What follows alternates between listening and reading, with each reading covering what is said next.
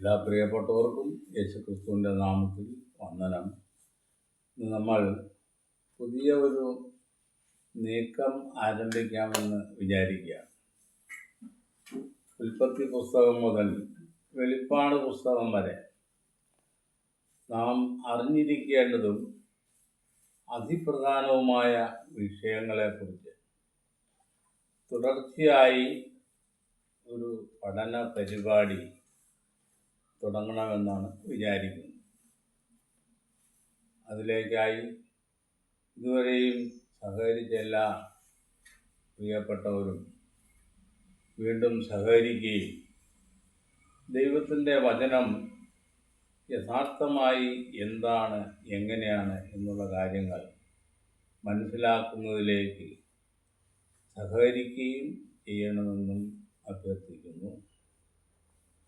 പല വിധങ്ങളിലുള്ള വ്യാഖ്യാനങ്ങൾ, നിരൂപണങ്ങൾ, ഇങ്ങനെ പല വിധത്തിൽ 2000 വർഷം ചില്ലുവാനമായിട്ട് വേദപുസ്തകത്തെക്കുറിച്ച് പല വിധത്തിലുള്ള പഠന പരിപാടികളും ആവിഷ്കാരങ്ങളും നാം ദിവസം പ്രതി കാണുകയും കേൾക്കുകയും ചെയ്യുന്നു.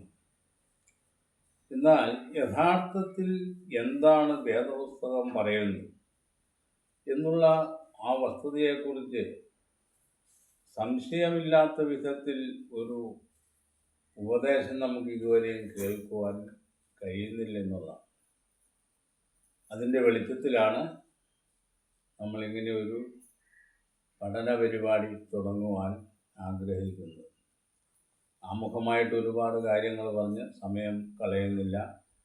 ഉൽപ്പത്തി പുസ്തകം 1-ാം അധ്യായം 1 മുതൽ 5 വരെയുള്ള വാക്യങ്ങളെക്കുറിച്ചാണ് ഇന്ന് പറയുവാൻ ഉദ്ദേശിക്കുന്നത്. മറ്റൊരു കാര്യം കൂടി പറഞ്ഞുകൊള്ളട്ടെ. 66 പുസ്തകങ്ങൾ, അതാണ് ഇന്ന് ആധികാരികമായി എല്ലാവരും പഠിക്കുകയും പ്രസംഗിക്കുകയും ചെയ്യും. ആ 66 പുസ്തകങ്ങളെക്കുറിച്ച് മാത്രമേ നാമും ഇവിടെ പ്രതിപാദിക്കുന്നുള്ളൂ എന്നുള്ള കാര്യം ഓർപ്പിക്കുകയാണ്. ആദിയിൽ ദൈവം ആകാശവും ഭൂമിയും സൃഷ്ടിച്ചു. ഭൂമി പാഴായും ശൂന്യമായും ഇരുന്നു. ആഴത്തിന്മീതെ ഇരുളുണ്ടായിരുന്നു. ദൈവത്തിൻ്റെ ആത്മാവ് വെള്ളത്തിന്മീതെ പരിവർത്തിച്ചുകൊണ്ടിരുന്നു. വെളിച്ചമുണ്ടാകട്ടെ എന്ന് ദൈവം കൽപ്പിച്ചു. വെളിച്ചമുണ്ടായി. വെളിച്ചം നല്ലതെന്ന് ദൈവം കണ്ടു. ദൈവം വെളിച്ചവും ഇരുളും തമ്മിൽ വേർപിരിഞ്ഞു. ദൈവം വെളിച്ചത്തിന് പകലെന്നും ഇരുളിന് രാത്രിയെന്നും പേര്. സന്ധ്യയായി ഉഷസ്സുമായി 1-ാം ദിവസം. 1-ാം ദിവസത്തെ സൃഷ്ടിയെക്കുറിച്ചാണ് ഇവിടെ പറയുന്നത്. ഈ ദിവസം എന്ന് പറഞ്ഞിരിക്കുന്നത് 24 മണിക്കൂറുകളുള്ള ഒരു ദിവസമല്ല എന്നുള്ളത് എല്ലാവർക്കും അറിയാവുന്ന വസ്തുത തന്നെയാണ്. വലിയ ദീർഘമായ കാലഘട്ടങ്ങളാണ് ഓരോ ദിവസവും ഉദ്ദേശിച്ചിരിക്കുന്നത്.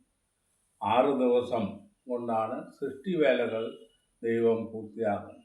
ഈ 6 ദിവസവും ഓരോരോ വ്യത്യസ്തങ്ങളായ സുദീർഘമായ കാലഘട്ടങ്ങളാണെന്ന് വേദപുസ്തകത്തിൻ്റെ മറ്റ് പല വിഷയങ്ങളിൽ നമുക്ക് മനസ്സിലാക്കുവാൻ കഴിയും. ചുരുങ്ങിയതെങ്കിലും ഈ ഒരു ദിവസം എന്ന് പറയുന്നത് ഒരു 7000 വർഷം ഉൾപ്പെട്ട ഒരു കാലദൈർഘ്യം ഉണ്ടാകാൻ സാധ്യതയുണ്ടെന്ന് പല വിഷയങ്ങളിൽ നമുക്ക് മനസ്സിലാക്കാൻ സാധിക്കും. അപ്പം ആ വിഷയം അതങ്ങനെ ഇരിക്കട്ടെ. ആദിയിൽ ദൈവം ആകാശവും ഭൂമിയും സൃഷ്ടിച്ചു. പ്രപഞ്ചം ഉണ്ടായതെങ്ങനെയാണെന്ന് ശാസ്ത്രം പല നിരൂപണങ്ങളിലും കണ്ടെത്തലുകളും നടത്തിയിട്ടുണ്ട്. അതിൽ ചില കാര്യങ്ങൾ നമുക്ക് അംഗീകരിക്കാവുന്നതാണ്. അപ്പോൾ ഈ പ്രപഞ്ചത്തിനൊരു സൃഷ്ടാവുണ്ടെന്നുള്ള കാര്യമാണ് വേദപുസ്തകം ആദ്യമേ തന്നെ പ്രസ്താവിക്കുന്നത്. പ്രപഞ്ചം എവിടെ നിന്ന് എങ്ങനെ ഉണ്ടായി എന്നുള്ള കാര്യങ്ങളെക്കുറിച്ചൊക്കെ ഇന്നും പല സംശയങ്ങളും നിലനിൽക്കുന്നു. പ്രപഞ്ചത്തിലുള്ള എല്ലാ വസ്തുക്കളും സൃഷ്ടിക്കപ്പെട്ടിരിക്കുന്നത് വെറും ഊർജത്തിൽ നിന്ന് മാത്രമാണ്. ഊർജം പിണ്ഡമായി തീർന്നതാണ് ഇന്ന് കാണുന്ന എല്ലാ പദാർത്ഥങ്ങളും എന്ന് നമുക്ക് മനസ്സിലാക്കിയാൽ മതി. അപ്പോൾ ഈ ആകാശവും ഭൂമിയും എന്തിനെ സൃഷ്ടിച്ചു എന്നുള്ള കാര്യത്തിന് നമുക്കൊരു ഉത്തരം കണ്ടെത്തേണ്ടത് ആവശ്യമാണ്. കൊലോസി ലേഖനത്തിൽ അതിനെക്കുറിച്ച് ഒരു ഉത്തരം നമുക്കുണ്ട്. ആ ഉത്തരത്തിൽ അടിസ്ഥാനമാക്കി നമുക്ക് മറ്റു കാര്യങ്ങൾ കൂടുതൽ പഠിക്കാൻ ഇടയാകും. ആ വാക്യം വായിച്ചു. 15-16 അവൻ അദൃശ്യനായ ദൈവത്തിന്റെ പ്രതിമയും സർവസൃഷ്ടിക്കും ആദ്യജാതനുമാകുന്നു. സ്വർഗത്തിലുള്ളതും ഭൂമിയിലുള്ളതും ദൃശ്യമായതും അദൃശ്യമായതും, സിംഹാസനങ്ങളാകട്ടെ, കർത്തൃത്വങ്ങളാകട്ടെ, വാഴ്ചകളാകട്ടെ, അധികാരങ്ങളാകട്ടെ, സകലവും അവൻ മുഖാന്തരം സൃഷ്ടിക്കപ്പെട്ടു. അവൻ മുഖാന്തരവും അവനായിട്ടും സകലവും സൃഷ്ടിക്കപ്പെട്ടിരിക്കുന്നു. അപ്പോൾ ദൈവം പ്രപഞ്ചത്തെ സൃഷ്ടിക്കുന്നത് ഒരു അവകാശിയെ കണ്ടുകൊണ്ടാണെന്ന, അത് ദൈവത്തിന്റെ പുത്രനായ യേശുക്രിസ്തു ആണെന്ന. അപ്പോൾ സകലവും സൃഷ്ടിക്കപ്പെട്ടിരിക്കുന്നത് യേശുക്രിസ്തു മുഖാന്തരവും യേശുക്രിസ്തുവിന് വേണ്ടിയിട്ടും ആണ് എന്നുള്ളതാണ്.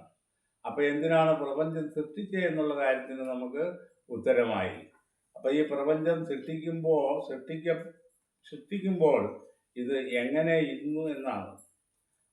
ഭൂമി പാഴായും ശൂന്യമായും ഇരുന്നു, ആഴത്തിന്മീതെ ഇരുൾ ഉണ്ടായിരുന്നു, ദൈവത്തിന്റെ ആത്മാവ് വെള്ളത്തിന്മീതെ പരിവർത്തിച്ചുകൊണ്ടിരുന്നു. അപ്പോൾ ഭൂമിയുടെ നിർമ്മാണത്തെക്കുറിച്ചാണ് ഇവിടെ ആഴത്തിന്മീതെ ഇരുളുണ്ടായിരുന്നു എന്ന് പറഞ്ഞു. അപ്പോൾ ഭൂമി ഈ ആകൃതി കൈവരിക്കുന്നതിന് മുമ്പ് ഇത് ദ്രാവകാവസ്ഥയിലായിരുന്നു എന്നാണ്. ആ ദ്രാവകാവസ്ഥയിലായിരുന്ന ആ പദാർത്ഥത്തെ അത് ഖരാവസ്ഥയിലാക്കി തീർക്കുന്നതിന് വേണ്ടി ദീർഘമായ കാലഘട്ടം ആവശ്യമായിരുന്നു. അങ്ങനെ അത് ഓരോരോ രാസപ്രക്രിയയിൽ കൂടി അത് ഉറഞ്ഞ് ഭൂമിയായിത്തീരുന്നു എന്നാണ്. അതാണ് ദൈവത്തിൻ്റെ ആത്മാവ് പരിവർത്തിച്ചു കൊണ്ടിരുന്നു എന്ന് പറയുന്നത്. നിരീശ്വരവാദികൾ പറയുന്നത് പോലെ ദൈവം വെള്ളത്തിൻ്റെ മീതെ പലകയിട്ടുണ്ട് ഇരുന്ന് പരിവർത്തനം വരുത്തി എന്നുള്ള കാര്യങ്ങളൊന്നുമല്ല. ഈ ദീർഘകാലഘട്ടം ഈ മാറ്റത്തിന് വേണ്ടി ദൈവം കാത്തിരുന്നു എന്നാണ്. ദൈവത്തിൻ്റെ ആത്മാവ് വെള്ളത്തിന്മീതെ പരിവർത്തിച്ചു കൊണ്ടിരുന്നു. അങ്ങനെ ഈ ദീർഘമായ കാലഘട്ടത്തിൻ്റെ പരിവർത്തനത്തിൽ കൂടി അന്തരീക്ഷത്തിലും ഭൂമിയിലും ഉണ്ടായ മാറ്റം അത് വെളിച്ചം കടന്നു വരുവാനിടയായി. എവിടെ നിന്ന്? വെളിച്ചമുണ്ടാകട്ടെ എന്ന് ദൈവം കൽപ്പിച്ചു. ഈ വെളിച്ചം എന്നാ സൃഷ്ടിച്ചേ? ആദിയിൽ സൃഷ്ടിച്ചതാണ് ഈ വെളിച്ചം. ആകാശവും ഭൂമിയും സൃഷ്ടിച്ചെന്ന് പറയുന്ന ഈ ആകാശത്തിൽ സൂര്യചന്ദ്ര നക്ഷത്രാദികളെല്ലാം സൃഷ്ടിക്കപ്പെട്ടിരുന്നു എന്നാണ്. പക്ഷെ അതിൻ്റെ ഒന്നും പ്രകാശം ഈ ഭൂമിയിലേക്ക് എത്തിയിരുന്നില്ല.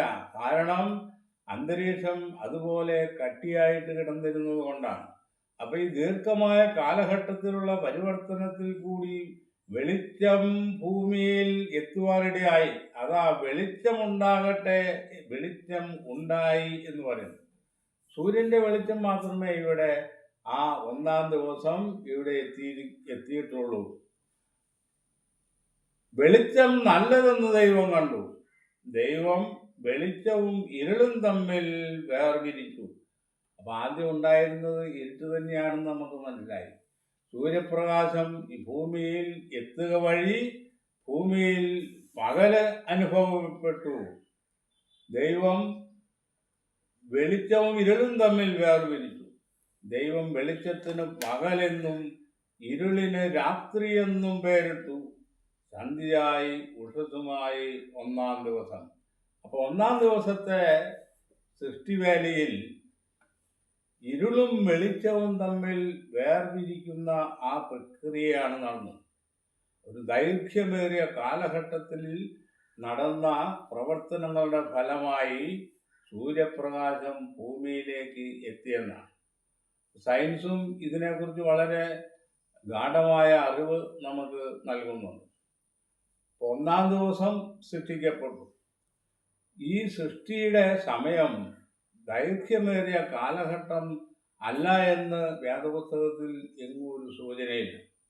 മോശ ആവർത്തന പുസ്തകത്തിൽ പറയുമ്പോൾ 6 ദിവസം കൊണ്ടല്ലോ യഹോവ ആകാശവും ഭൂമിയും സൃഷ്ടിച്ചത് എന്ന് പറയുന്നു. മോശ അവിടെ ഉദ്ദേശിക്കുന്ന ഈ 6 ദിവസം എന്നുള്ളത് 24 മണിക്കൂറുള്ള ദിവസമാണോ അതോ ദൈർഘ്യമേറിയ ദിവസങ്ങളാണോ എന്നുള്ളതിനെ കുറിച്ച് നമുക്ക് യാതൊരു ഉറപ്പും നൽകിയിട്ടില്ല. ഏതായാലും ദൈവത്തിൻ്റെ വചനം വെളിപ്പെടുത്തിയിരിക്കുന്നതനുസരിച്ച് 6 പ്രഥമ ഘട്ടങ്ങളിൽ കൂടെയാണ് മനുഷ്യരുൾപ്പെടെയുള്ള സൃഷ്ടികൾ ദൈവം നടത്തിയിരിക്കുന്നതെന്നാണ്. അപ്പൊ ഈ ആദിയിൽ ആകാശവും ഭൂമിയും സൃഷ്ടിച്ചു എന്ന് പറയുന്നതിൽ നാം ഇന്ന് കണ്ടെത്തിയിരിക്കുന്നത് മിൽക്കി വേ ഗാലക്സിയിലാണ് ഭൂമി ഉള്ളതെന്നാണ്. ആ ആദിയിൽ സൃഷ്ടിക്കപ്പെട്ട അനേക കോടി ഗാലക്സികൾ ഉണ്ടാകാൻ സാധ്യതയുണ്ടെന്നാണ് ഇന്ന് സയൻസും മനസ്സിലാക്കിയിരിക്കുന്നത്. ഓരോ ഗാലക്സികളെയും പിന്നിട്ടിങ്ങനെ അന്വേഷണം നടന്നുകൊണ്ടിരിക്കുകയാണ്.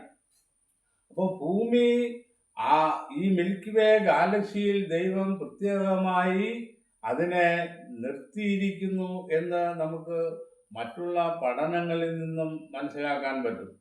ഇപ്പൊ വെളിച്ചത്തെയും ഇരുളിനെയും തമ്മിൽ വേർപിരിച്ച് ദിവസത്തിന് പകലും രാവും എന്നുള്ള 2 ഘടകങ്ങളാക്കി 1-ാം ദിവസം അവസാനിക്കുന്നതായിട്ടാണ് ഇവിടെ പറയുന്നത്. ഇതിൻ്റെ ബാക്കി കാര്യങ്ങളെക്കുറിച്ച് നമുക്ക് അടുത്ത ദിവസം തുടർച്ചയായി പറയാമെന്ന് വിചാരിക്കുന്നു.